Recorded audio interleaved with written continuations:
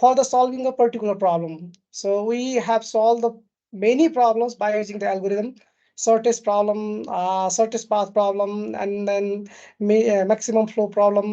So यो त्यो प्रब्लमहरूलाई solve गर्नको लागि स्टेप वाइज मजाले डिफाइन गरिएको इन्स्ट्रक्सन्सहरूको चाहिँ जुन एउटा छ त्यसैलाई चाहिँ हामीले एल्गोरिदम भन्ने यो अब व्हाट इज मैले गर्दाखेरि कम्प्लेक्सिटी ट्रान्सक्रिप्सन पनि आएको रहेछ है त्यो कसरी हो रेकर्ड गर्नु त मैले चाहिँ अलि भएन ट्रान्सक्रिप्सन उहाँको बोलेको पनि त्यहाँ इङ्ग्लिसमा टाइप गर्न थाल्यो कि त्यो आउँछ नि सर ए आउँछ नै हो आउने नै हो ए ल त्यसो भए मैले गरेँ है त now next part is the complexity that we are going to discuss. Complexity of the function. This complexity of the algorithm, that is a function. You say complexity is a function हो कस्तो खालको function हो भने this gives the running time or the space terms of the input.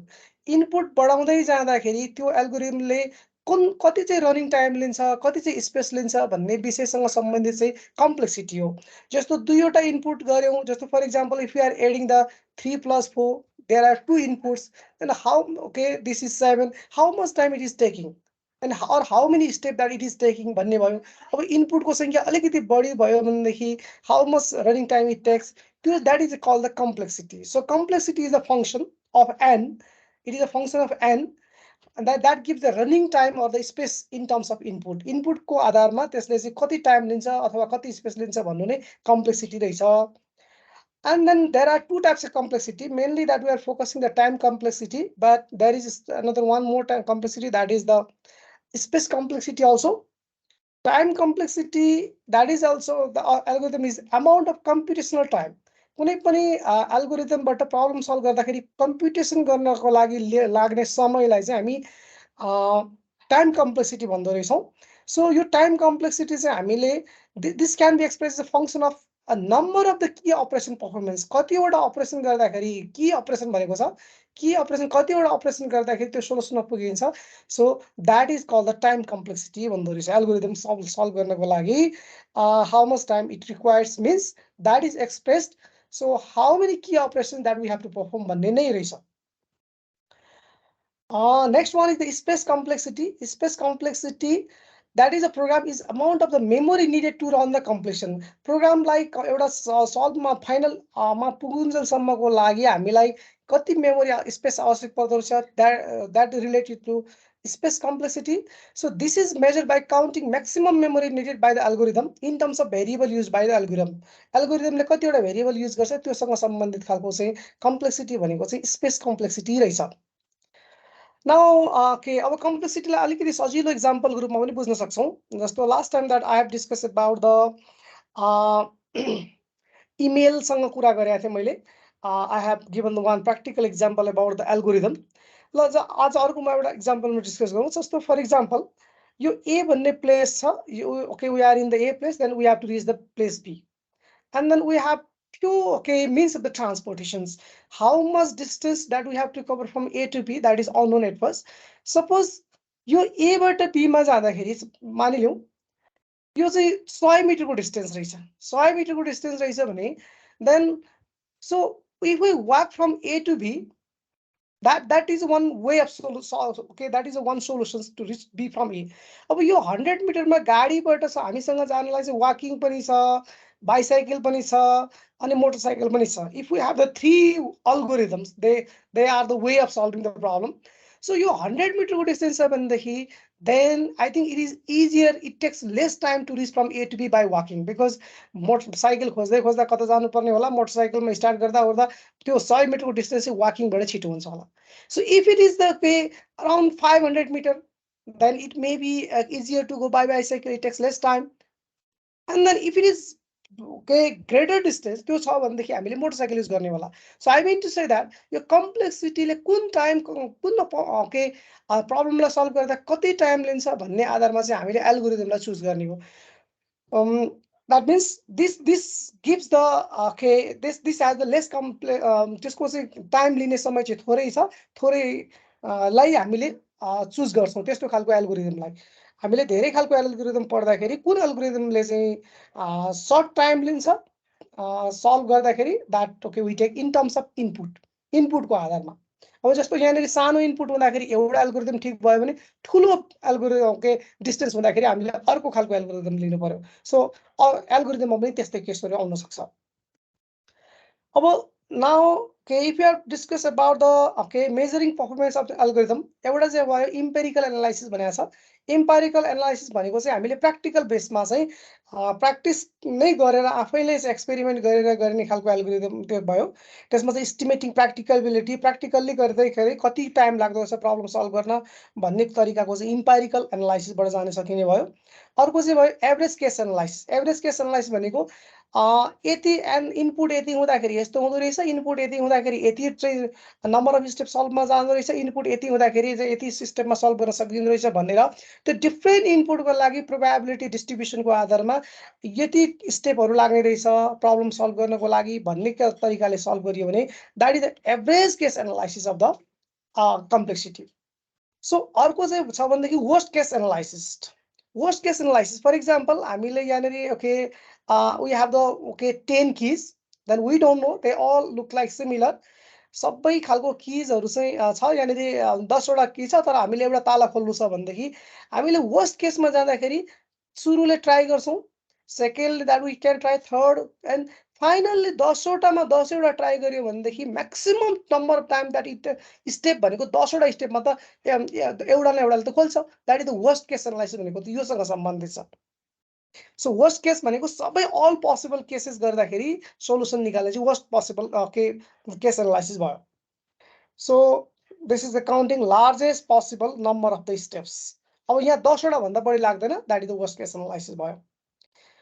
So this is about the algorithm and its complexity. अब यो algorithm र complexity चाहिँ सँगसँगै केसँग पनि आउँदो रहेछ भने यसको चाहिँ एसिम्प्टोटिक बिहेभियरसँग पनि रिलेटेड हुँदो रहेछ। अब यसमा एसिम्प्टोटिक बिहेभियर चाहिँ कस्तो हुन्छ भन्ने विषयमा चाहिँ अब अलिकति डिस्कस गरौँ। Let's discuss the first one is the big O notation. This is called the upper bound also. So यसलाई चाहिँ अप्पर बाउन्ड पनि भनिन्छ। Now so this is also okay, this is function of the n.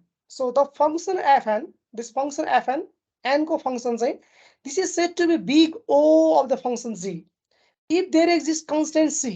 एउटा यस्तो constant हामीले खोज्नु पर्छ that we have to search one constant c र अर्को एउटा n naught, यो n naught such that त्यो c ले त्यो constantले gn लाई मल्टिप्लाई गर्यो भने this is always this greater after certain n naught, after certain okay, after for all n which is greater than n naught भनेको यस्तो c र यस्तो n naught को हामीले खोजी गर्नु पर्यो। त्यो n naught भन्दा पछाडी आउने जम्मै n हरू n naught भन्दा पछाडी आउने n को लागि त एउटा यस्तो हामीले c पाइदो रहेछ कन्स्टेन्ट नम्बर c, त्यो पोजिटिभ कन्स्टेन्ट नम्बर यो चाहिँ नम्बरले मल्टिप्लाई गर्यो भनेदेखि यो gn फंक्सन चाहिँ जहिले पनि fn भन्दा माथिपट्टि जानु रहेछ। सो त्यस्तो बेलामा चाहिँ हामीले त्यो function fn is said to be the big O for the this gn। सो अब यसलाई एक्जाम्पलको रूपमा पनि यसरी हेर्न सकिन्छ। c1 there is one function nq + 1 fn र यो gn भन्ने चाहिँ n to the power 4। Now we are trying to show that this fn is the big O notation okay of this big O for the gn। अब यसको लागि हामीले यस्तो खोज्नु पर्यो कि एउटा यस्तो c कन्स्टेन्ट पनि खोज्नु पर्यो र त्यो c कन्स्टेन्ट चाहिँ एउटा सर्टेन n naught भन्दा पछाडी भइसके पछाडी c times gn is greater than fn, माथितिर जानु पर्यो function. and see now we have to try to find the c and n naught such that the function fn is less or equal to c times of gn। so कसको लागि n naught भन्दा पछाडी आउने n सबैको लागि, त्यो n naught भन्दा अगाडिको के छ that we don't care about it। so whatever comes after n naught त्यसको लागि मात्र सेटिस्फाई हुने खालको यस्तो खालको रिलेसन चाहिँ हामीले खोज्ने हो। so if we take c is equals to 1, c को भ्यालु 1 र n naught को भ्यालु 2 राख्ने हो भनेदेखि so we can find such functions। okay अब यसलाई हामीले ट्राई गरेर पनि हेर्न सक्छौं। so c equal to this one and similarly अर्को एउटा एक्जाम्पल पनि छ nq + 1 भन्ने एउटा अर्को फंक्सन छ। त्यसैगरी gn equal to nq, this is another functions and for this case so we can also find the c। एउटा यस्तो c खोजौं त्यो c ले gn लाई मल्टिप्लाई गरेपछि this is fn So this is less or equal to C times of GN. यस्तो खालको condition satisfy गर्ने खालको लागि हामीले C खोज्न सक्छौँ। त्यस्तो C चाहिँ 2 हुन सक्छ। C इज इक्वल टु 2 भइदियो भनेदेखि त्यो हुन सक्छ र कतिको लागि n नट चाहिँ हामीले 1 लिन सक्छौँ। So let's see. सो यो हुन्छ कि हुँदैन भनेर एकचोटि हेरौँ। Let's see. Okay, one example. Okay, see, look at here. So यस्तो खालको FN मैले लेखेको छु यहाँनेरि। आई थिङ्क ओके, FN लाई चाहिँ मैले n q ओके n +1 यसरी लेखेको छु र gn is okay n cube and I have multiplied by 2. 2 I have taken as a c constant को रूपमा c लेखेको छु. Now you can see here. यो यहाँ हेर्नुस् त, यहाँबाट यो 1 बाट यता n नटलाई चाहिँ 1 भन्दा उता लागिसके पछाडि the red function that you can see, this is the 2 times of the gn function. 2 times of gn function, this is greater than the blue function. So in this case, the function fn is said to be the upper bound. This is said to be big O. यो function fn चाहिँ gn को लागि big O भन्ने चाहिँ हामीले बुझ्छौँ। यस्तो खालको asymptotic behavior देखाउँछ। You can see red function माथिपट्टि छ। Now let's move ahead about the next one. This is the big omega notation. Big omega notation, this is the lower bound case. Complexity को लागि lower bound case भयो. In this case, okay, the function fn is said to be big omega for the function gn. Here also we are searching the such, okay, some c which is greater than 0 and n not such that यस्तो n हरु खोज्छौं त्यो जुन चाहिँ n nought भन्दा पछाडीको सबै n not को लागि चाहिँ gn function लाई c ले मल्टिप्लाई गर्दाखेरि the c times gn is less than or equal to fn. In that case we say the fn is the big omega. Big omega भन्ने चाहिँ हामीले यहाँनेरि भन्न सक्छौं। यसमा चाहिँ हामी फेरि पनि n नट भन्दा सानोको केसमा चाहिँ गर्दैनौं। n नट भन्दा माथिको सबै n को लागि the relation has to hold true. You see, for example, you can take fn is equal to n र gn equal to 3n plus 2. Now we are searching some c. एउटा कुनै constant को खोजी गर्छौं, त्यस्तो constant भेटिन्छ कि भेटिदैन. So if we find such c so that this relation holds after that means n greater or equal to n not. So if you put c is equal to 1 by 10, then the relation holds. Here also we can check the similar way. यस्तो बेलामा चाहिँ हामीले यो fn फंक्सनलाई चाहिँ gn functions को चाहिँ big omega भन्न सकिँदो रहेछ। अब अघिकोले अप्पर बाउन्ड को कुरा गर्यो, अब अहिलेकोले चाहिँ लोअर बाउन्ड को कुरा गर्दाखेरि अब दुईटै बाउन्डलाई मिलाएर गर्दाखेरि चाहिँ टाइट बाउन्ड को कुरा गर्ने चाहिँ big theta notation. Big theta notation. So in this big theta notation, the function fn is said to be big theta of gn if there exists constant c1 and c2. दुईटै कन्स्टेन्टहरुको खोजी गर्छौं हामीले र एउटा n नट पनि भेटाउँछ। त्यो n not पछाडीका सबै n को लागि चाहिँ यो रिलेसन होल्ड गर्नु पर्यो। c1 times gn is lesser equal to fn is lesser equal to cn g to n for all n which is greater than n nought. n nought भन्दा पछाडी आउने सबै n को लागि यस्तो दुईटा c1 र c2 खोजौं, त्यसले चाहिँ c1 gn is lesser equal to fn र or lesser equal to c2 lesser equal to gn relations like hold भयो भने then we can say the function fn is said to be the big theta notation मा पर्यो। र यो चाहिँ tight bound को कुरा भयो। यसमा चाहिँ अप्पर बाउन्ड र लोअर बाउन्ड दुवैलाई समेटियो। Now here we can take example. One fn is equal to 3n square plus 4n plus 7. यो polynomial खालको छ र gn पनि n square. I have taken all the examples for these three as a polynomial. So we can choose c1 equal to 1 and c2 equals to 14. So if we choose c1 equal to 1 and c2 equals to 14, then so okay we can see how it looks like. यो हेर्दाखेरि हामीले के कस्तो यस्तो खालको relation आउने हुन्छ। 1n square is lesser equal to 3n square plus 4n plus 7 is lesser equal to 14n square. त्यस्तो c n को भ्यालु 1 भन्दा ठूलो भएको केसमा c1 1 र c2 14 भयो भने यो दुईटै फंक्शन्सहरुले c1 this c1 n square and c2 means 14n square को बीचमा चाहिँ हाम्रो 3n square plus 4n plus 7 पर्छ. So you can check here also.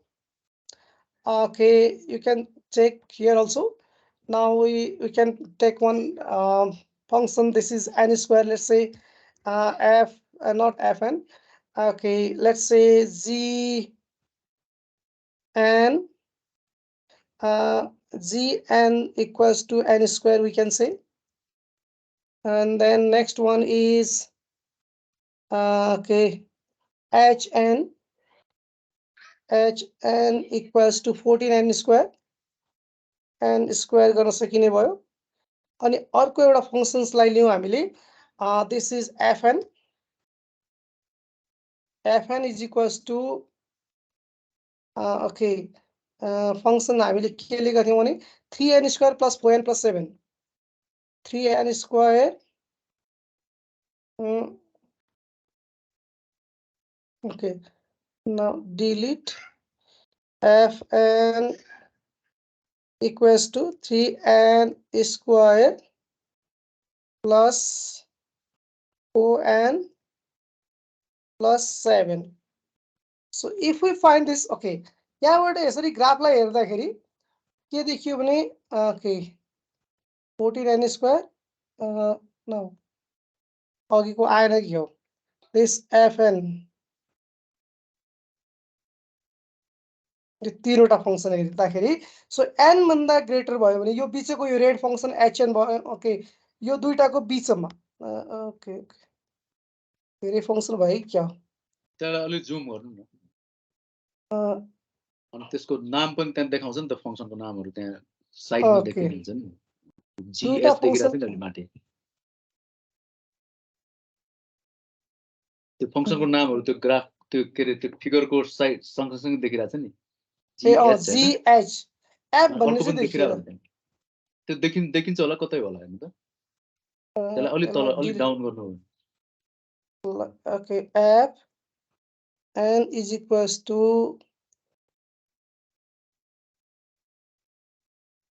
fn त त्यही हो, माथि डिफाइन गरेको भए. ओके ओके, ल देखियो होला तीनटै फंक्सनहरु. तीनटै किन आएन? सो होला कहिनेर होला, कहिनेर छ. सो यस्तो बेलामा चाहिँ this means यो n square र 14n square को बीचमा चाहिँ 3n square plus 4n plus 7 पर्छ. So this is said to be the okay, this tight bound. यो चाहिँ tight bound को केस भयो. So we can find. So I could not show exactly here in this actually this GeoGebra ma. gn equal to fn लिनु भयो, त्यही भएर एउटैमा देखाएको त्यसले त्यो दुईटैलाई. gn equal to fn because of that I think. Yes. Well, anyway we can find. So यस्तो case चाहिँ अब हामी चाहिँ पोलिनोमियल टाइम एल्गोरिदमको कुरा गरौँ. लास्ट टाइम द्याट मैले जुन एक्जाम्पल दिएको थिएँ त्यसमा चाहिँ पोलिनोमियल टाइम एल्गोरिदमको कुरा गरेको थिएँ. So because I have taken all the functions are in terms of polynomial. यसमा चाहिँ worst case complexity is bounded by a polynomial functions of problems parameter. अघिको जति पनि केसमा छ त्यो एनहरु चाहिँ एन भनेको इनपुट हो. इनपुट चाहिँ पोलिनोमियलको टाइम एल्गोरिदममा छ. अनि जस्तो for example this okay n square भनेको पोलिनोमियलको, n इन्टु m भनेको नि पोलिनोमियलको. यो चाहिँ के भन्दाखेरि वर्स्ट केस एनालाइसिस चाहिँ o times of n square भयो, o टाइम्स अफ nm भयो. This is the polynomial time algorithm भयो. वर्स्ट केस एनालाइसिस यहाँसम्म पुग्ने भयो. सिमिलरली एक्सपोनेन्शियल टाइम एल्गोरिदममा चाहिँ time grows as a function that can not be bounded by the polynomial by input length भनेको छ. यो चाहिँ एक्सपोनेन्शियली त्यही एनलाई राख्ने हो भनेदेखि त्यही एनको चाहिँ हामीले इनपुट राख्ने हो भने एउटै एन राख्दाखेरि पोलिनोमियलमा जसरी त्यो एउटा ग्रो चाहिँ एकदमै स्लो ग्रो हुन्छ, तर एक्सपोनेन्शियल टाइम एल्गोरिदममा त्यही एनको ग्रो चाहिँ अलिकति बढी हुन्छ. एक्सपोनेन्शियल ग्रो भनेको जस्तो for example 2 to the power n factorial यस्तो खालको फंक्शन्सहरु चाहिँ राख्यो भने एक्सपोनेन्शियल टाइम एल्गोरिदम हुन्छ. See here 2 to the power n factorial, these are the examples. And then polynomial time algorithm is superior than the exponential time algorithm in the worst case analysis मा चाहिँ के हुन सक्छ भने polynomial time algorithm मा चाहिँ n को input जति राखिन्छ त्यही कुरो n को इनपुट चाहिँ एक्सपोनेन्शियल टाइम एल्गोरिदम मा राख्दाखेरि यसले चाहिँ ठुलो केसेस देखाउने हुनाले यसमा सुपिरियर भन्न खोजेको वर्स्ट केस एनालाइसिस मा हामी स्टेप्सहरु कम लाउनु पर्छ भन्ने हिसाबले. And for example, see n to the power 4000 भनेको छ, यो चाहिँ पोलिनोमियल भयो. See n to the power 0.1 log n for n is greater equal to 2. हेर्नुस् या यतिमा पनि यो चाहिँ n को टाइम 4000 यो पोलिनोमियल चाहिँ यो okay n to the power this one is less भन्ने केस आएको छ वर्स्ट केस एनालाइसिसमा. So for this n is lesser equal to 2 lakh 2 to the power 1 lakh केसमा. Now this was okay. I could present okay, and then so I need okay your feedback regarding my presentation or confusion that okay can be discussed in my presentation. Complexity भनेको के हो? Big O notation, big theta notation र big omega notation भनेको के हो र यसको चाहिँ टाइट बाउन्ड अप्पर बाउन्ड र लोवर बाउन्डले चाहिँ के कुरा रिप्रेजेन्ट गर्दो रहेछ भन्ने कुरा I have tried to present so briefly. So thank you so much. Thank you, Padam sir. Now, questions and comments. पार्टिसिपेन्टहरुबाट चाहिँ.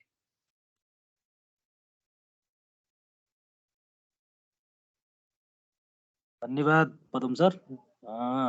पहिला पढेको कुरालाई फेरि यसो अलि अझै गहिरिएर यति धेरै मिहिनेत गरेर धेरै कुरा अलि बुझाउनु भयो, यसको लागि धेरै धेरै धन्यवाद. ठिक छ सर, राम्रो गर्नुभयो. Thank you sir. Welcome sir. यो अलिकति गाह्रो नै खालको रहेछ कि मैले पनि यसो विचार गर्दाखेरि, त्यही भएर केही त्यस्तो कन्फ्युजन छ भनेदेखि so then we can discuss. हैन सर, सरले एकदम कन्फिडेन्स साथ र ठिक कुरा चाहिँ ल्याउनु भएको, धेरै राम्रो छ सर. Thank you. ठिक छ पदम सर, कङ्ग्रेचुलेसन है, सक्नु भयो प्रेजेन्टेसन, मजाले बुझाउनु भयो. ठिक छ, राम्रो छ. Welcome ma'am. Thank you. अरू साथीहरूको केही थियो त्यस्तो केही बुझ्न पर्ने, मैले अलिकति थप्न पर्ने केही थियो भने पनि भन्नु होला है. Is there anything that I have to add in my presentation? केही मिस गरेको कुराहरू?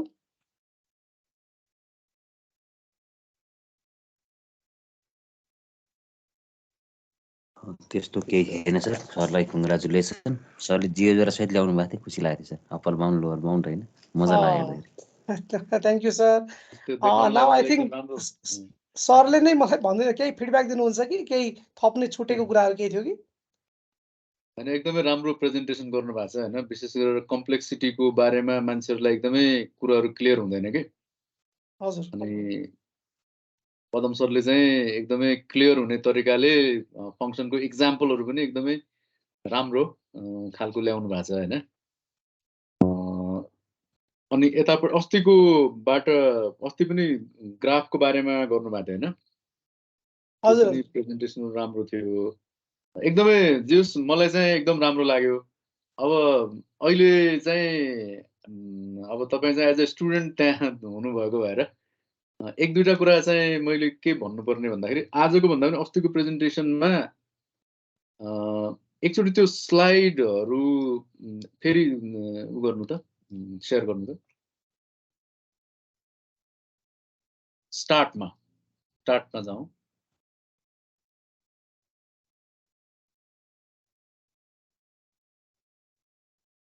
यसमा चाहिँ मैले चाहिँ केही टाइपोजहरु के जस्तो त्यहाँनिर के थियो भन्दाखेरि जस्तो व्हाट इज अ ग्राफ के थियो जानु त तल. व्हाट इज ग्राफ, ठिक छ. त्यसलाई चाहिँ अथवा व्हाट इज अ ग्राफ भन्दाखेरि त्यसमा आर्टिकलको पनि युज हुन्छ भन्न खोज्दा द्याट्स नट द्याट इम्पोर्टेन्ट हैन. त्यो जस्तो अलिकति त्यस्तो कुराहरुमा अनि जस्तो त्यहाँनिर ई लेख्नु भएको छ नि तर बुलेटमा. हजुर हजुर. अनि त्यसपछि अर्को बुलेट आयो नि त्यहाँ हैन. त्यो होइन कि त्यो त्योभन्दा तल्लो. यस भाइ. हो त्यहाँ चाहिँ जस्तो त्यो बुलेट आयो हैन. हजुर. अनि त्यसपछि त्यो ई इक्वल टु भने त्यो एउटै सेट हो. हजुर. त्यहाँ भएपछि त्यो बुलेट चाहिँ अर्को बुलेट चाहिँ लास्ट बुलेट चाहिँ नहुनु पर्ने हो नि त त्यहाँ हैन. त्यो टाइपिङ गर्दाखेरि त्यस्तो इन्टर हान्दाखेरि आएको हो त्यो. फिगर यता साट्दिनु भयो नि हुन्छ सर. त्यो फिगर साट्नुस् भइहाल्छ. फिगर सार्दै त हुँदैन होला त्यो, किनभने इन्टर हान्नु भएको छ उहाँले त्यहाँबाट, त्यही भएर त्यस्तो भएको के त्यो. I got it. बुझ्नु हो नि हैन त्यो हैन. त्यो मैले यता सरी त्यो okay okay I got it त्यो बुलेट आउँदैन हो त्यो इन्टर त्यो हानेर किनभने त्यसले चाहिँ अर्को देखाइरहेछ नि त हैन अनि जस्तो a graph G is an order pair लेख्नु भएको छ नि त्यहाँ चाहिँ अर्डर्ड पेयर भन्दा राम्रो हुने हो नि अर्डर्ड पेयर त्यो हैन त्यो अब मैले चाहिँ त्यस्तो सामान्य कुराहरू हामीले त्यो भइहाल्छ तैपनि अब मैले चाहिँ अब त्यो त्यस्तो कुरा जस्तो ई को कुरा अनि चाहिँ अनि त्यसपछि अर्को स्लाइडमा जाँदाखेरि के थियो त्यहाँ एन एज द्याट जोइन के थियो एन एज द्याट जोइन्स हैन जोइन्स ग्रामेटिकली जोइन्स हुनु पर्यो नि हैन हजुर त्यस्तो त्यो भइहाल्छ हैन हामीले विचार गरेको हुँदैन नि त त्यस्तो हुन्छ जस्तो देयर इज नो एजेस भन्ने रहेछ कहाँनिर हो हजुर देयर इज नो एजेस भनेर लेख्नु भएको छ कहाँनिर कुन ठाउँमा हो थाहा छैन मैले त्यो म एकचोटि हेर्छु सर त्यो नो प्रब्लम जस हामीले अरू ठाउँमा प्रेजेन्ट गर्नु पर्यो भने यी कुरालाई पनि मान्छेले नोट गरेका हुन सक्छन् भन्न खोजे मात्रै हो स्योर त्यो गर्छन् त्यो यो अलिकति टाइप गर्दा गर्दै फेरि एकचोटि दोहोऱ्याएर नहेरेपछि त्यस्तो हुन्छ हो अनि त्यो जस्तो ट्रायलको ट्रेल हो त्यो चाहिँ ट्रायल होइन हजुर त्यो ट्रेल भन्ने हो कि ट्रेल हो ट्रेल एक्ज्याक्टली ट्रायल होइन कि ट्रेल हो है त्यो ट्रेल हो एक्ज्याक्टली ट्रेलको कुरा गर्नु भएको थियो ट्रेल हो एक्ज्याक्टली ट्रेल भनेको बाटो हो नि त हो बाटोलाई ट्रेल पनि भन्छ नि हामीले हैन उसमा पनि त्यो कुराहरू मैले चाहिँ अलिकति नोट गरेको थिएँ भन्दाखेरि त्यो अरूले पनि अब अरू ठाउँमा गर्दाखेरि त्यो नोट गर्न सक्छन् भन्ने हिसाबले त्यो हुन्छ कुरा हो त्यो ट्रेलको कुरो होइन ट्रायल भनेको हाम्रो अर्कै हो ट्रेल अर्कै हो अरू कुराहरू एकदमै प्रेजेन्टेसन राम्रो छ कन्फिडेन्स राम्रो छ हैन सबै कुरा राम्रो अनि विशेष गरेर कम्प्लेक्सिटीको कुरामा चाहिँ धेरैजना कन्फ्युज हुन्छन् कि यो कम्प्लेक्सिटीलाई मान्छेले कम्प्लेक्स नै बनाएका हुन्छन् हैन सरले चाहिँ एकदमै सिम्प्लिफाइड तरिकाले भनिदिनु भएको छ र हाम्रो बुकमा चाहिँ त्यो बिग ओ नोटेसन नै युज गरेको छ हैन बुकमा चाहिँ त्यो गरे पनि यहाँ चाहिँ हामी त्यो बिग ओलाई चाहिँ लगभग थीटा त्यो बिग थीटाकै रूपमा लिन्छौँ जस्तो तपाईले चाहिँ जस्तो भन्नु न सर्टेस्ट पाथ एल्गोरिदम डायगोनल एल्गोरिदमको complexity big O N square भनेको छ त्यहाँ हैन हो एक्ज्याक्टली अब त्यसलाई चाहिँ अब थ्योरेटिकली कुरा गर्दाखेरि यसरी कुरा गर्दाखेरि एन क्यूब पनि भन्न मिल्यो किनभने त्यो त वर्स्ट केसमा एन क्यूब त्यसलाई बिग ओ एन स्क्वायरलाई एन क्यूब पनि भन्न मिल्यो ओ एन पावर 4 पनि भन्न मिल्यो तर एन स्क्वायर भन्दाखेरि that is the tightest bound अनि त्यो भएर चाहिँ हामीले त्यसलाई त्यहाँ बिग ओ लेखे पनि हामीले डिस्कस गर्ने ठाउँहरूमा रफली त्यो बिग थीटाकै रूपमा युज भएको देखिन्छ हामीले यहाँ छलफल गर्दाखेरि चाहिँ अरू कुरा चाहिँ एकदमै राम्रो छ त्यो इक्जाम्पल पनि त्यो लास्टको थियो नि के अरे पावरमा त्यति हुँदाखेरि पनि हैन सर्टेन लेभल पछि त्यसले नै जित्दो रहेछ हैन त्यो भन्ने देखेको छ नि त्यो राम्रो छ so thank you so much for very nice presentation and comments from and compliments from the friends as well हैन अब आजको चाहिँ सायद हामी 9 बजिसक्यो त्यही भएर अर्को प्रेजेन्टेसन चाहिँ आज हामी गर्न सक्दैन होला हैन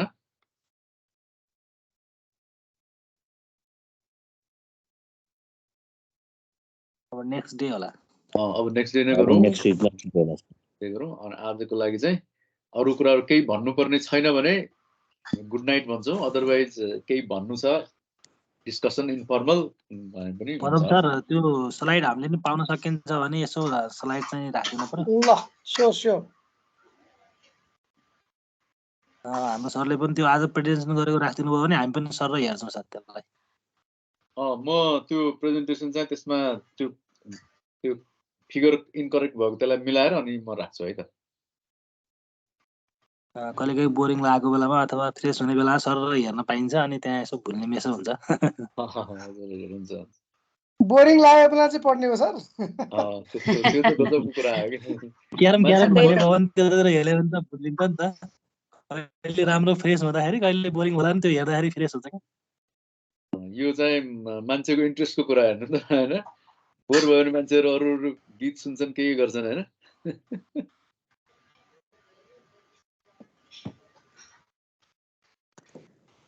हो सर। दुर्गा सरले गजबको कुरा गर्नु होला। बोर लागेपछि पढ्न थाल्नु हुँदो रहेछ दुर्गा त्यही सर। त यो म्याडमले चाहिँ के गर्नुहुन्छ? बोर लागेपछि त पढ्दिनँ सर म त। त्यही त बोर लागेपछि त कसले पढ्छ र होइन। दिमागमा पस्दैन। दुर्गा सरको चाहिँ त्यस्तो अर्को देखियो, उल्टो देखियो। बोर लागेपछि बल्ल दिमागमा आउने रहेछ। त्यो स्लाइड सर र माथिबाट तल हेर्दाखेरि क्लास सँगसँगै कुराहरू रन भइरहेको हुन्छ अनि अरू कुरा बिर्सिन्छ क्या।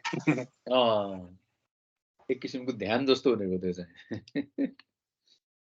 दुर्गा सरको काउन्ट अरू साथीहरूले पनि ट्राई गराउनु यस्तै होला। हामीले पनि एप्लाई नै गरौँ न। अप्लाई गरेर हेर्नु पर्यो हामीले पनि। हस् सर अब आज सक्यो होला है। हुन्छ आजको लागि गुड नाइट सबैजना। Good night. लिभ गरेँ। हस् thank you sir, good night.